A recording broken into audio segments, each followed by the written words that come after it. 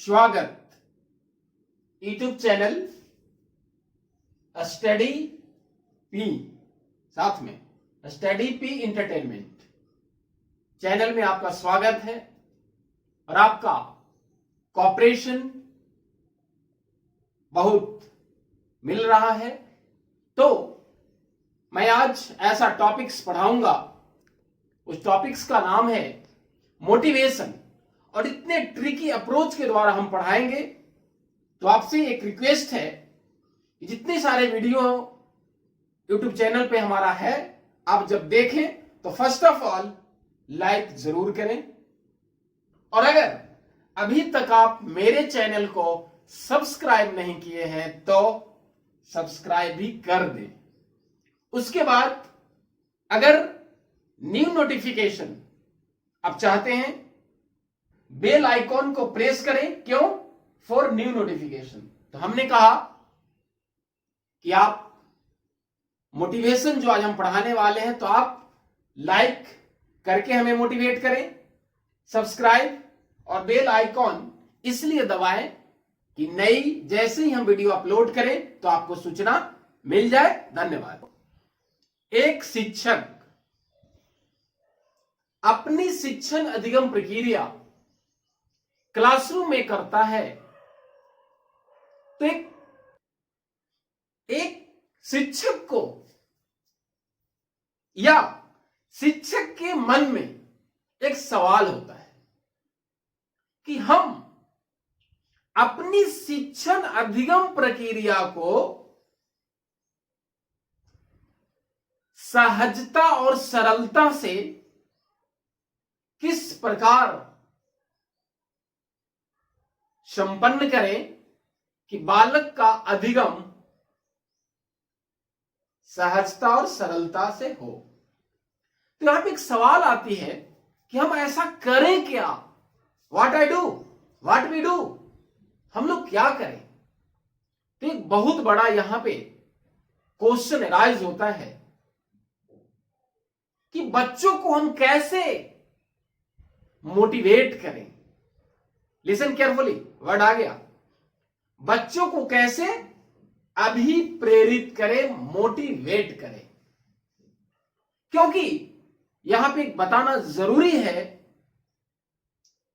कि अभिप्रेरणा, मोटिवेशन कोई बाहरी वस्तु नहीं है। ध्यान दीजिएगा, अभिप्रेरणा मोटिवेशन कोई बाहरी वस्तु नहीं है कि जब शिक्षक चाहे बच्चों को मोटिवेट कर दिए, जब चाहे नहीं कर दिए। ऐसा नहीं है। इस सवाल का जवाब जानने के लिए हम लोग आज पढ़ने वाले हैं मोटिवेशन। तो इसमें मैं आपको आज इतना ट्रिकी अप्रोच बताऊंगा कि आपको रटना नहीं पड़ेगा। और जैसा कि बार बार मैं कहता हूं कि नेशनल करिकुलम फ्रेमवर्क 2005 ने कहा कि to shift joyful learning from rote method, कि रटंत को आनंददायक बनाना है, रोट मेमोरी को मिनिमाइज करना है। तो इसी सिद्धांत पे हम काम कर रहे हैं। तो आज हम लोग पढ़ना है मोटिवेशन। शब्द हमारा है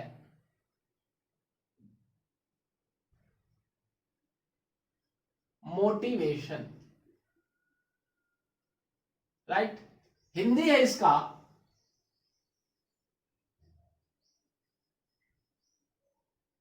अभिप्रेरणा। तो ध्यान से समझिए, ये अभी आ है और ये भय है। मतलब मैंने अभी क्या कहा कि अभिप्रेरणा ऐसी कोई बाहरी वस्तु नहीं है जिसे जब चाहे कर लिए। तो कहने का मतलब आंतरिक। ध्यान से समझिए, या कह सकते भीतर। तो कहने का मतलब कि अभिप्रेरणा क्या होता है, यहीं पे क्वेश्चन का जवाब मिल गया कि हमारा क्या होगा, आंतरिक होता है, भीतर होता है। हाँ, बाहरी भी होता है लेकिन वो ज्यादा प्रभावशाली नहीं होता है। चलिए अब हम आते हैं अंग्रेजी के शब्द पे। तो हमारा ये मोटिवेशन जो है, अभिप्रेरणा comes from motive word. M for motive, ध्यान दीजिए ना, देना है। एम जो हमारा है, सॉरी, एम, एम से क्या है, मैंने क्या कहा, कहां से आया ये, मोटिव। ध्यान दीजिए यहां पे, अभिप्रेरक, अभिप्रेरक। तो ये जो हमारा मोटिव है, motivation comes from motive word, जिसका अर्थ क्या होता है मोटिव का, नीड, ध्यान दीजिएगा, ड्राइव, आवश्यकता। और नीड का मतलब क्या हुआ, आवश्यकता क्या होता है, इसको समझिए। आवश्यकता को कहते हैं हम लोग जैसे कि डिजायर या वांट, इच्छा, ठीक है। तो अब मैंने कहा अभी कि अभिप्रेरक का अर्थ होता है आवश्यकता, ध्यान दीजिएगा यहां पे। तो आखिर आवश्यकता क्या है, तो मैंने कहा कि इच्छा। तो आवश्यकता में जो सबसे महत्वपूर्ण वर्ड है, मैं बता रहा हूं आपको कि this word used interchangeably in place of motivation. सबसे पहला सवाल हमारा सीटेट का यहीं पे आता है, या शिक्षण योग्यता में पूछा जाएगा कि अभिप्रेरणा के बदले में किस शब्द का प्रयोग होता है, तो वो हमारा नीड हो गया, ठीक है। अब हम लोग इसको थोड़ा सा अर्थ को देखेंगे। तो आवश्यकता मतलब क्या हुआ, डिसबैलेंस, ध्यान दीजिएगा मैं क्या कर रहा हूं, डिसबैलेंस,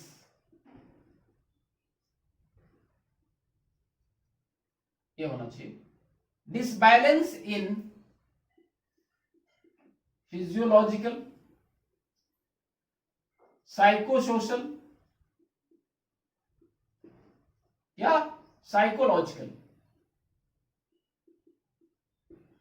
क्या कह रहा है कि आवश्यकता का तात्पर्य है कि किसी वस्तु, तो फिजियोलॉजिकल में आ जाएगा, साइकोसोशल मनोसामाजिक, प्रतिष्ठा की भी जरूरत होती है। कहने का मतलब आवश्यकता में कहा गया कि कोई वस्तु या प्रतिष्ठा की कमी, ध्यान दीजिएगा यहां पे, कमी या अधिकता, कमी महसूस हो या अधिकता महसूस हो। तो यहां पे वर्ड है कि सर कमी, तो मैं चाहता हूं, लेकिन अधिकता का तात्पर्य क्या है कि अगर आप बैड हैबिट्स आ गया, वो ज्यादा हो गया, तो उसको क्या करना है, कम करना है। तो मैंने कहा आवश्यकता में कि कोई वस्तु की कमी या अधिकता हमको आवश्यकता कहलाता है। अब आगे चलिए कि जैसे कि कमी, हमको भूख लगी, ठीक है। तो जैसे ही हमारा ये नीड हुआ, तो अब यहां पे आता है ड्राइव। ये है, इसका हिंदी है अंतर, ड्राइव का हिंदी तो सॉरी चालक। समझिए यहां पे, जैसे ही हमारी कमी या अधिकता आवश्यकता हुई, तो हमने क्या किया, यहां पे हमारे दिमाग में क्या हुआ, टेंशन, दबाव हुआ। तो हमने क्या किया, एक्टिविटी करना शुरू कर दिया, क्रियाशीलता, क्रियाशीलता। तो मैंने क्या कहा कि जैसे ही आवश्यकता हुआ, तो हमारे मस्तिष्क में दबाव हुआ, टेंशन हुआ, तो हमने उस एक्टिविटी को करना शुरू कर दिया, ठीक है। तो जब ये शुरू कर दिया, तो हमारा क्या हुआ, ये जो हमारा, अब देखिए एक और वर्ड हम यहां पे जोड़ेंगे, वो हमारा है इंसेंटिव, ध्यान दीजिएगा। तो अभी हमने क्या कहा कि यहां आवश्यकता हुआ, और आवश्यकता की कमी के महसूस होने से हमने मानसिक दबाव के कारण क्रिया करना शुरू कर दिया। और जब नीड और ड्राइव में, ध्यान दीजिए यहां पे, नीड और ड्राइव की समाप्ति अगर हो जाता है, तो वो कहलाया इंसेंटिव, अंतर नोद कहलाता है। या तो कहने का मतलब आप समझिए कि यहां पे हमको कमी हुआ, भूख लगी। अब यहां पे तो हमने क्या किया, भोजन ढूंढना शुरू किया, तो ये हमारा फूड ड्राइव हो गया, फूड ड्राइव। तो मैंने क्या कहा कि इंसेंटिव जो ये दोनों नीड और ड्राइव के कमी को पूरा कर देता है, तो जैसे ही हमारा कमी ये पूरा हुआ, तो हमारे कहने का मतलब हमने क्या कहा कि हमारा लक्ष्य जो है ये क्या हुआ, पूरा हो गया। तो इसीलिए ये तीनों जो हम बता रहे हैं आपको, हिलगार्ड एक साइकोलॉजिस्ट हैं, उन्होंने एक फार्मूला बतलाया।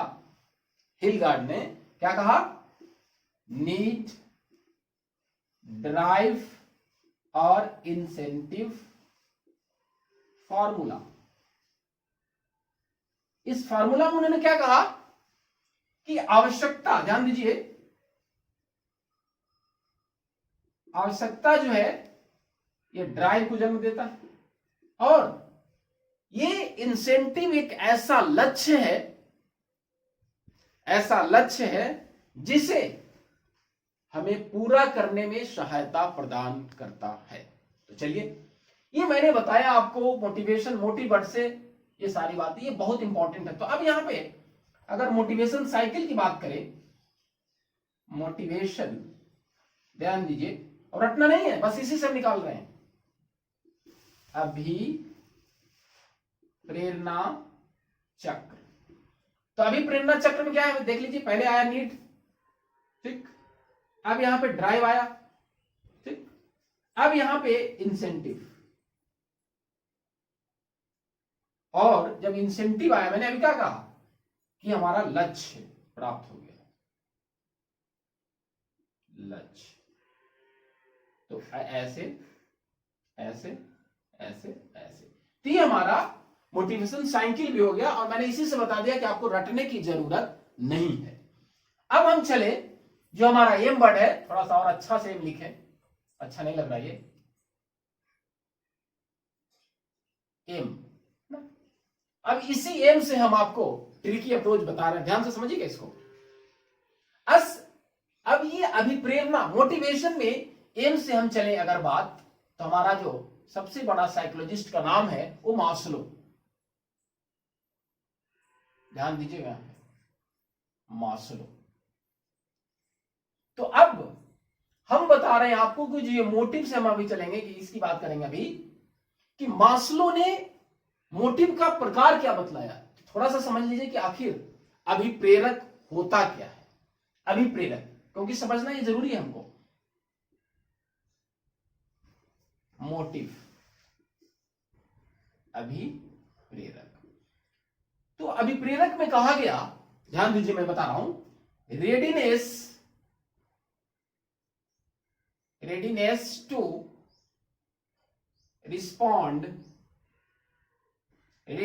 respond in some ways, ध्यान दीजिए, not in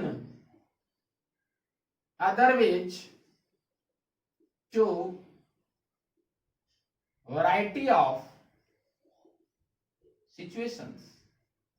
अब यहां पे क्या कर रहा है कि अभिप्रेरक की समवेज, जो हमारा लक्ष्य उद्देश्य है, शिक्षक बनना या सीटेट क्वालिफाई करना, तो उसमें क्या करना है, अनुक्रिया, रिस्पॉन्ड करने के लिए हमको तत्पर रहना है। और तत्पर कहां, इन सम वेज, उसी रास्ते की तरफ, ना कि सीटेट की तैयारी कर रहे हैं और शिक्षक बन रहे हैं तो हम लोग बिजनेसमैन की तरफ दे। तो इसीलिए कहा है कि अनुक्रिया करने के लिए तत्पर होना चाहिए उसी रास्ता में जिसने आपने, जहां पे आपने लक्ष्य बनाया है। ध्यान दीजिए, और जितने भी मोटिवेशन स्पीकर हैं इसी की बात करते हैं कि आपको प्रतिक्रिया या अनुक्रिया, रिस्पॉन्ड जो करना है, जो आपका लक्ष्य है, उसी के रास्ते पर रखकर आपको सोचना है, note in other ways to variety of situations. क्योंकि जब लक्ष्य प्राप्त करना चाहेंगे तो आपको बहुत सारे अनावश्यक हिंड्रेंस, आपको बाधा पहुंचाएगा, तो वो नहीं हुआ। तो आपको यहां पे ध्यान दीजिएगा कि जो भी हम उद्देश्य बना रहे हैं उसका समवेज, उसी से मिलता जुलता सिचुएशन में ही अपना बात बनाए। ठीक है, ये मैंने अभिप्रेरक बतलाया। और अच्छा से समझिए कि अभिप्रेरक जो हमारा ये होगा, साइकोलॉजिकल या फिजियोलॉजिकल है ना, ये हमारा मनोवैज्ञानिक कह लीजिए और ये शारीरिक कह लीजिए। तो अब कहा गया कि मोटिव्स आर फिजियोलॉजिकल और psychological within organism that dispose it to act in other situation. मैंने कहा कि अभिप्रेरक मनोवैज्ञानिक और शारीरिक दोनों होते हैं, जिसमें वो ऑर्गेनिज्म व्यक्ति प्रतिक्रिया करता है सम सिचुएशन में, समान परिस्थितियों में। चलिए, अब आपने मोटिव को समझ लिया होगा, तब हम बता रहे हैं आपको कि मास्लो जो है, सबसे बड़ा सवाल यहां पे आती है कि मास्लो ने मोटिव्स को, ध्यान दीजिए, अभी प्रेरक के प्रकार बतलाया, इन्होंने दो बतलाया, पहला इनेट और दूसरा एक्वायर्ड, ठीक, अर्जित, और दूसरा हुआ जन्मजात। जन्मजात क्या है? जन्मजात हमारा भूख, प्यास, और एक्वायर्ड जो हमारी प्रतिष्ठा की बात करते हो, सम्मान की बात करते हो, ये हमारा हुआ एक्वायर्ड। यहां पे बहुत सवाल पूछते हैं, खास करके एमएड एंट्रेंस में पूछता है, सीटेट में, और अभी आपका टीचिंग एप्टीट्यूड में ये सवाल पूछेगा। तो देखिए, एम फॉर मास्लो, मास्लो ने मोटिव के प्रकार बतलाया इनेट और एक्वायर्ड। अब यहां पे थोड़ी सी हम बात कर लें, आपको बताया एम मास्लो ने मोटिव के दो प्रकार बतलाए, इनेट और एक्वायर्ड। अब हम चलते हैं थोड़ी सी टी, अभी साइकोलॉजिस्ट की तरफ ही चल रहे हैं। M for Maslow, T for यहां पे अगर हम बात करें तो आते हैं हम थॉम्पसन। अब इस थॉम्पसन ने मोटिव के दो प्रकार बतलाए हैं, एक नेचुरल मोटिव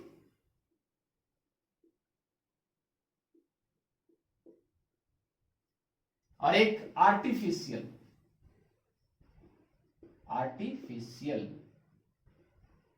मोटिव, है ना।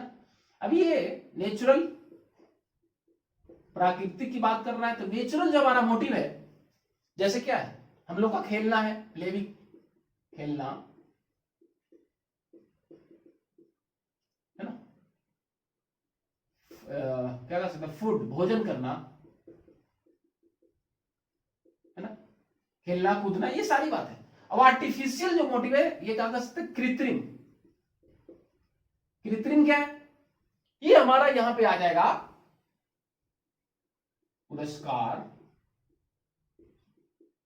प्रशंसा। यहां पे बहुत सवाल पूछा जाता है कि मास्लो ने अभी प्रेरक कितना बतलाया और थॉम्पसन ने कितना बतलाया, ठीक है। और एक बहुत ज्यादा जो पूछता है, वो पूछता है कि मोटिव के प्रकार, अभी हम बात कर रहे हैं हम लोग, ये भी, तो ये दूसरा नाम जो आता है, मान के चलिए यहां भी हम टाइप्स ऑफ मोटिव, तीसरा जो व्यक्ति है वो नाम है उसका गैरेट। इसने मोटिव को तीन प्रकार बतलाया, ध्यान दीजिए, बहुत इंटरेस्टिंग है ये। गैरेट ने अभिप्रेरक को क्या बतलाया, बायोजेनिक, जैविक, ठीक, उसके बाद साइकोजेनिक, मनो वैज्ञानिक, और तीसरा जो हमारा है सोशियोजेनिक, ध्यान दीजिए, सामाजिक। इसमें एग्जाम्पल क्या होंगे, जैविक, बायोलॉजिकल में क्या होगा, क्रोध, प्रेम। अब मनोवैज्ञानिक में आ गया संवेग या सृजनात्मकता, है ना, ये सारी चीज आएगा। सोशियोजेनिक वही हमारी आएगा, प्रतिष्ठा,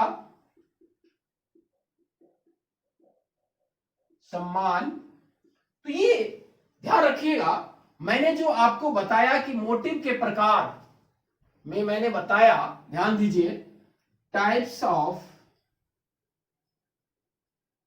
मोटिव अभिप्रेरक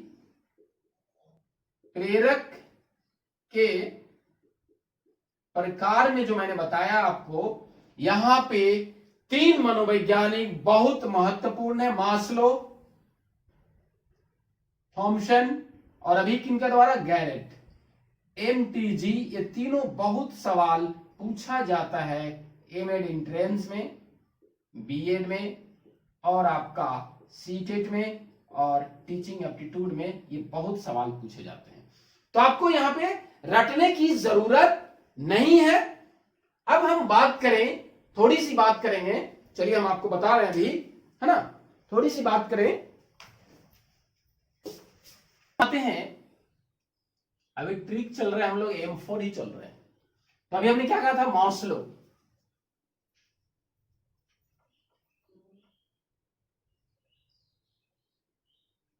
मास्लो। यहां पे मास्लो जो सबसे इंपॉर्टेंट है, यहां पे रटना जरूरत नहीं है। मैंने कहा M4 मास्लो, यहां पे अब्राहम मास्लो इनका पूरा नाम है,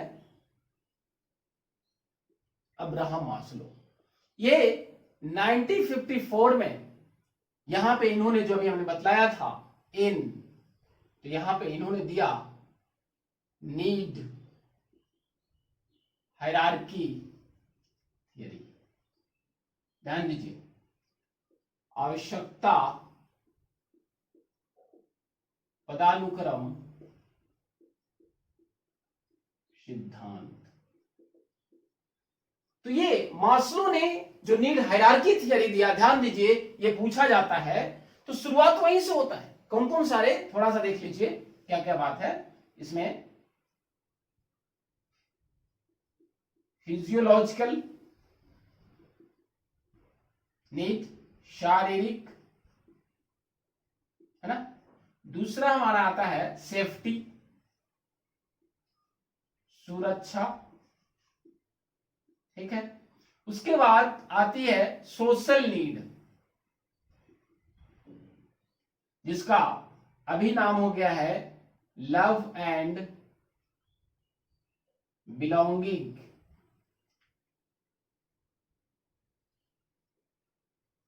नेस।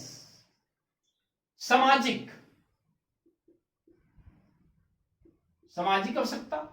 उसके बाद जो नेक्स्ट है सेल्फ एस्टीम, एस्टीम, आत्मसम्मान, आत्म सम्मान। मतलब एक लास्ट है हमारा सेल्फ एक्चुअलाइजेशन, ठीक है, आत्म सिद्धि। तो कहने का मतलब हमारा जो यहां पे कोडवर्ड याद करना है PS4, मतलब P एक है और S 1 2 3 4, यही हमारा 4 हुआ, PS4। तो यहां पे भी अब्राहम मास्लो ने कहा कि सबसे पहले व्यक्ति की शारीरिक आवश्यकता भूख प्यास सेक्स यहां पे आती है। सेफ्टी, भूख प्यास के बाद आदमी को सुरक्षा की जरूरत होता है, सुरक्षा के बाद वो सामाजिक चीज, आदमी समाज से प्यार चाहता है, उसके बाद आत्मसम्मान चाहता है, और लास्ट में जो हमारा आता है सबसे हाईएस्ट लेवल का आता है वो व्यक्ति सेल्फ एक्चुअलाइजेशन की चाहता है, आत्मसिद्धि। तो रटना नहीं है, ये जो हमने लिखा ये थियरी, तो कहने का मतलब जब हम पढ़ेंगे थियरी ऑफ मोटिवेशन, ध्यान दीजिए, तो थियरी ऑफ मोटिवेशन, वहां पे हमारा एक सिद्धांत कंप्लीट हो गया। अब हम दूसरी की बात करें, ध्यान से समझिएगा इसको। दूसरा सिद्धांत हमारा M4, ध्यान दीजिए, मैकडूगल, मैकडूगल। इन्होंने 1908 में, ध्यान दीजिए, मैकडूगल ने कहा कि व्यक्ति का जो व्यवहार होता है वो मूल प्रवृत्ति के द्वारा होता है। ध्यान दीजिए, मैंने क्या कहा, मूल प्रवृत्ति, इंस्टिंक्ट, मूल प्रवृत्ति। ये भी जो हम लोग अभी बात कर रहे हैं ना थियरी, तो इसमें हम लोग दूसरा रख सकते हैं, इसको अलग से रखने की जरूरत नहीं है। M for Maslow, M for McDougall. तो इन्होंने क्या दिया, 14 मूल प्रवृत्ति बतलाया, और ये मूल प्रवृत्ति का संबंध, ध्यान दीजिए, संबंध संवेग से होता है। ये भी बहुत इंपॉर्टेंट है, पूछेगा आपसे। मूल प्रवृत्ति का संबंध क्या होता है, इंस्टिंक्ट्स अटैच्ड विथ इमोशंस। ठीक है, अब हम आपको यहां पे बता रहे हैं कि ये मूल प्रवृत्ति जो बतलाया, 14 मूल प्रवृत्ति, तो कहेगा सर थोड़ा सा उदाहरण, तो मैं आपको थोड़ा सा उदाहरण भी दे दूं। जैसे मान के चलिए एस्केप, ये आपका मूल प्रवृत्ति है और ये इमोशंस इधर है। तो इसके भागना,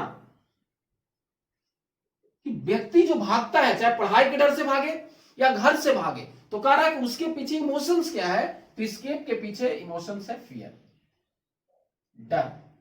ठीक है, और एक एग्जांपल देख लेते, क्रिएटिविटी, सृजनात्मकता का हमारा जो इमोशन हो गया वो सरप्राइज है।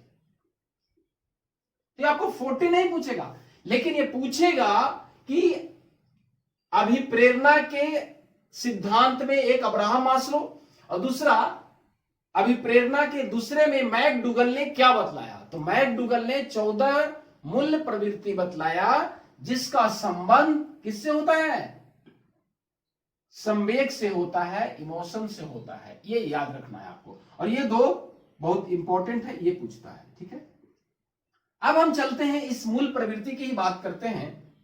मूल प्रवृत्ति, इंस्टिंक्ट, ध्यान दीजिएगा, ये मूल प्रवृत्ति में तीसरा जो मनोवैज्ञानिक का नाम आता है, वो हमारा नाम आता है सिगमंड फ्रायड। ध्यान दीजिएगा, सिगमंड फ्रायड। अब ये थोड़ी सी यहीं पे हम जान लें कि सिगमंड फ्रायड को जाना क्या हो जाता है। ये ऑस्ट्रिया वियना के रहने वाले थे। ये इन्होंने दिया है, ध्यान दीजिए, साइको एनालिसिस, मनो विश्लेषणात्मक सिद्धांत दिया इन्होंने, जो पर्सनालिटी थियरी कहलाता है। ध्यान दीजिएगा यहां पे, पर्सनालिटी थियरी, व्यक्तित्व। ध्यान दीजिए, तो मैंने क्या कहा कि सिगमंड फ्रायड ने मनोविश्लेषणात्मक सिद्धांत दिया, जिसमें बात किया इन्होंने अचेतन। ध्यान दीजिए, अचेतन मन। इन्होंने कहा कि व्यक्ति का व्यवहार जो मूल प्रवृत्ति होता है, वो अचेतन मन में छुपी हुई बात, संवेग, वो होता है, उसी के आधार पर उसका व्यवहार होता है। तो सिगमंड फ्रायड ने मूल प्रवृत्ति को दो बतलाया, दो तरह के मूल प्रवृत्ति। ध्यान दीजिए, एक है लाइफ इंस्टिंक्ट और दूसरा है डेथ। ध्यान दीजिए, ये हो गया मृत्यु मूल प्रवृत्ति, और ये हमारा क्या हुआ, जीवन मूल प्रवृत्ति। अब समझिए थोड़ा सा, ज्यादा रटना नहीं है। लाइफ इंस्टिंक्ट का मतलब क्या है कि इस पृथ्वी पर बहुत सारे लोग हैं, तो जीवन मूल्य प्रवृत्ति बतलाता है कि वैसे लोग, अगर जो जीवन मूल्य प्रवृत्ति होगा, वो अपना जो ऊर्जा है वो सकारात्मक कार्यों में लगाएंगे। ध्यान दीजिएगा, सकारात्मक, सकारात्मक या रचनात्मक। ठीक, ये इसको कहा जाएगा। तो सवाल पूछेगा आपसे कि रचनात्मक या सकारात्मक कार्य में कौन सा इंस्टिंक्ट काम करता है, तो लाइफ इंस्टिंक्ट काम करता है। डेथ इंस्टिंक्ट, अब यहां पे इसका जस्ट उल्टा कर देना है। जो रचनात्मक और सकारात्मक में लगाएगा तो इसका उल्टा क्या हो जाए, नकारात्मक, नकारात्मक या विध्वंसात्मक, विध्वंसात्मक। मैंने कहा कि सिगमंड फ्रायड ने मूल प्रवृत्ति दो बतलाया, लाइफ इंस्टिंक्ट और डेथ इंस्टिंक्ट। लाइफ इंस्टिंक्ट रचनात्मक कार्यों में और डेथ इंस्टिंक्ट विध्वंसात्मक और नकारात्मक कार्यों में लगाता है।